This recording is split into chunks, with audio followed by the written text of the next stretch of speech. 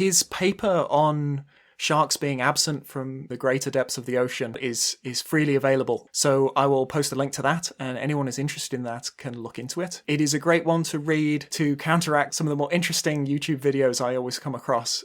Megalodon, the extinct giant shark, is not hiding away in the ocean trenches, as seen in the documentary film The Meg. Monty will outline it in this paper, and I'll really encourage you to read some of the scientific papers. We'll try and throw some interesting ones your way, ones that everyone has public access to. Scientific writing can seem a little bit dry at the start. We'll try and cherry pick the ones that are quite accessible.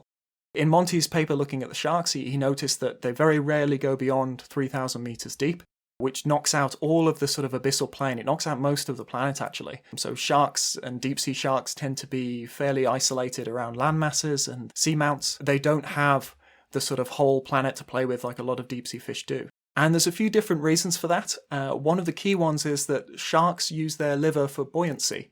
They use the oils of their liver in order to make themselves neutrally buoyant. And most deep-sea fish, the sort of bony fishes, they use their liver as a long-term energy store. It's expensive to maintain your buoyancy by making fats, basically. It's far easier to have a swim bladder like the bony fishes do, which is basically an internal balloon that you inflate and deflate. You also kind of have to pick which type of fat you're going to make. So the sharks make a few different fats for their liver. They make ones that are not that good at storing energy, but are really good for buoyancy. And they make others that are just as energy stores. But of course, there's not a great deal of food in the deep sea, and sharks may go a long period of time between meals.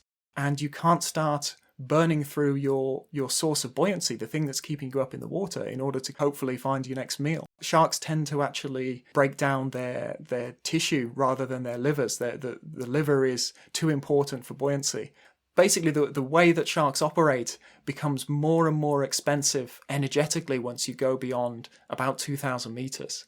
We've never really seen sharks much further beyond around 3,000 meters. So I'm afraid the Megalodon has probably left us. It's probably not hiding out there in the ocean. I'll never say it's impossible, but we've been sticking bait into the deep sea for a long time now, and we've attracted loads of nice big gnarly sharks, but we've not seen a Megalodon yet. That would be a good paper.